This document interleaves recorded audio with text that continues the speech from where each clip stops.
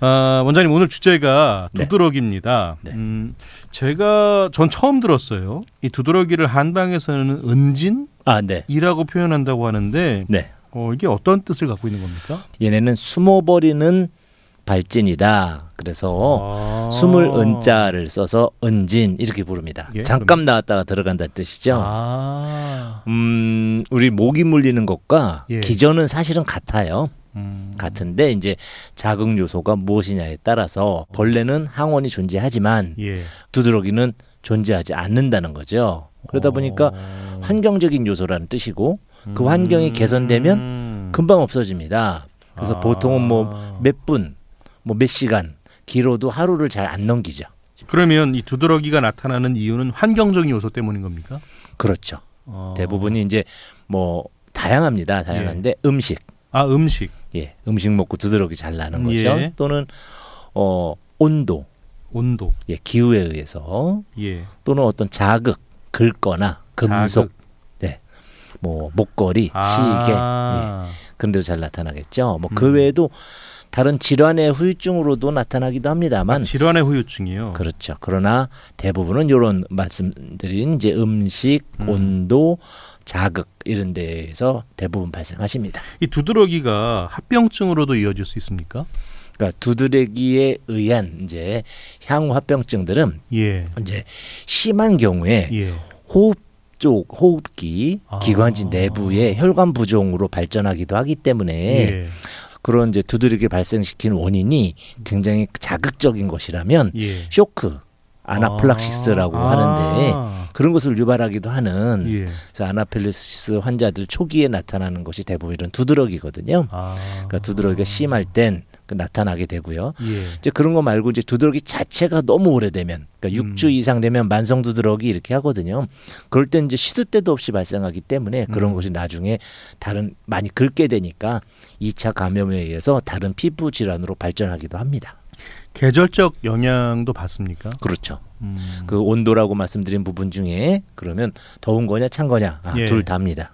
둘 다요. 예, 그래서 더울 때 갑작스럽게 뭐 스트레스를 받거나 아니면 뜨거운 데 노출이 되거나 히터에 노출되거나 했을 때 예. 뜨거운 열에 의해서 팍 나오는 이제 두드러기는 콜린성 두드러기라고 부르고요. 열이 심부 사람 몸의 온도가 1도 떨어지면 면역력이 30% 떨어진다라고 합니다. 즉 백혈구의 활동력이 30% 떨어지는 것이거든요. 예. 근데 반대로 심부의 온도가 1도 올라가게 되면 이렇게 면역 과잉 상태가 돼서 내 몸에 큰 문제가 없이 단지 열만 들어온 것인데도 과격하게 반응을 하게 되고요. 그럴 때 콜린성 두드러기 이렇게 이제 얘기를 하고 반대로 겨울에 또는 에어컨 오래 트는 직장에서 하루 종일 있을 때 네. 한랭성 두드러기도 나타납니다. 한랭성 두드러기요. 네. 콜린성 두드러기는 혈관이 갑작스럽게 팍 팽창을 하면서 네. 그것이 외부에서 들어온 면역 물질이라는 어떤 항원이라고 생각을 하고 몸이 예. 반응하는 자가 면역이거든요. 예. 그런 기전이고 찬 것도 마찬가지로 혈관이 갑자기 확 수축을 하면서 예. 혈류 공급이 안 되니까 그 수축된 그 느낌, 자극을 이제 어떤 통증 내지는 외부의 침입이라고 판단하고 나타나는 결국 이제 그것도 자가 면역인데 이런 온도는 이제 더운 것 또 이제 추운 것 이렇게 두 가지가 다 문제가 되죠. 신체 부위 중에 네. 이 두드러기가 나타나는 곳이 뭐 특정되어 있습니까? 아니면은 전체에서 다 일어날 수 있는 겁니까? 어느 부위에 나타날 수 있고요. 아까 그래요? 말씀드린 호흡기 기관지 예. 내벽에도 생길 수 있기 때문에 내벽에도요? 그렇습니다. 이제 한방에서는 피부의 이 바깥쪽 까만 피부에 나타나느냐 안쪽에 나타나느냐에 따라서 조금 더 다르게 표현을 하고요. 예. 그리고 또 이제 그 사타구니라든지 네. 이런 음부에 발생하는 것은 또 별도로 취급을 하기도 합니다. 그러나 이제 대부분 온도와 자극에 노출되는 몸 옷 바깥으로 나오는 부위에 많이 발생하게 돼서 얼굴 쪽에 생기거나 팔 다리에 잘 생기죠. 근데 우리가 간혹 요게 좀 혼동되는 경우가 있는 것 같아요. 이게 두드러기랑 네. 벌레 물린 부위랑 그렇죠. 이게 어떻게 구분할 수 있습니까? 두드러기는 외부에서 물질이 들어온 것은 아니기 때문에 네. 금방 가라앉고요. 또 물리는 흔적도 없게 되고요. 물린 흔적이 없다. 부위가 옮겨 다니기도 합니다. 이렇게 모양이 점점 커지면서 네. 다른 여기도 생겼다가 뭐 어깨도 생겼다가 할 수도 있거든요. 아. 그런데 이제 벌레 물린 것은 아까 말씀드린 대로 기전은 같아요. 네. 히스타민이라는 물질을 배출하는 것이기 때문에 예. 벌레 물릴 때 들어온 독소를 제거하기 위한 반응인 것이죠. 대신 두드러기처럼 금방 없어지진 않고 벌레의 독소가 제거될 때까지 뭐 며칠, 모기 물린 것도 며칠, 아 그렇죠 보통. 좀 세게 물리면은 일주일, 뭐 예. 벌이나 이런 걸 물리면 뭐 한 달 가까이도 욱신욱신 한다든지 가렵다든지 하게 되잖아요. 독소 제거될 때까지 장기간 가는 경향이 있기 때문에 그것으로 구분 가능하십니다. 혹시 두드러기랑 좀 구분하기 어려운 피부 질환도 있습니까? 의사들은 쉽게 구분할 수 있지만 네. 일상에서 혼동되는 것이 몇 가지 있겠고요. 예. 이제 그 중에 대표적인 것은 그 한포진이라고 해서 예. 손바닥이나 이런데 이제 잘 발생하는 그런 것들 포진성이거든요. 굉장히 가렵습니다. 근데 손바닥에 물집처럼 나오는데 이게 두드러기 같기도 하고 처음에 올라올 때 그런 부분 때문에 헷갈릴 수가 있는데 예. 한포진은 한번 생기면 잘 안 들어갑니다. 아 그래요? 예, 이제 난치 질환에 들어가고요. 이제 한방에서는 이제 치료가 잘 되는 편에 들어가지만 굉장히 이제 오랜 시간 치료를 하시게 된다는 특징이 있죠.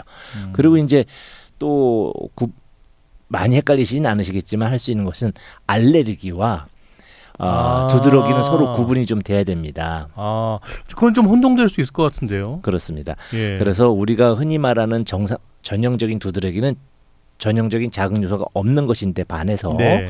이제 알레르기는 꽃가루라든지 진드기라든지 고양이 털, 개털 같은 어떤 자극 요소가 확연하게 존재를 하게 되겠죠. 네. 이제 두 가지를 증상은 비슷한데도 구분을 해야 되는 이유는 알레르기는 그 항원 문제를 일으키는 물질을 제거하는데 주력을 해야 된다는 특징이 있겠고 이 두드러기 같은 경우는 그런 물질이 없기 때문에 찾을 수 없어서 또 크게 문제 삼지 않아도 되는 부분도 있겠죠. 이런 이제 구분적인 차이가 있을 수 있겠습니다. 일단 증상은 가려움이죠. 안 가려운 분들도 있습니다. 안 가려운 경우도 있습니까? 그렇습니다. 그리고 약간 가렵거나 뭐가 있네 이물감 정도로 끝나는 분들도 있고요. 아, 그건 심하지 않은 경우네요. 그렇죠. 심할 때는 통증을 느끼게도 됩니다. 아프죠.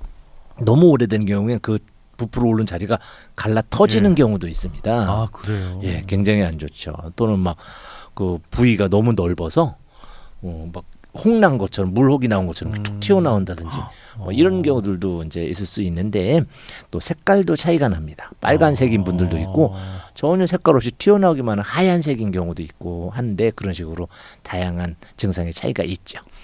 보통 한방에서는 그럼 어떻게 치료를 합니까?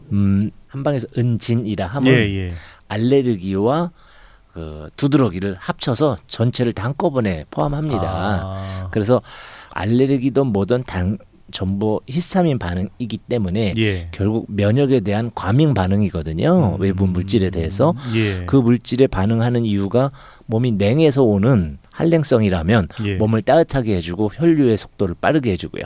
콜린성이라면 열이니까 열이 불출이라고 하죠. 이렇게 발산돼야 되는데 나가지 못하는 것이어서 그 열을 빨리 빼내거나 잠복해 있는 열 자체를 미리 소진시켜 버려서 콜린의 원인이 사라지게 하는 이제 그런 여러 가지의 체질적 구분에 의한 치료를 하게 됩니다.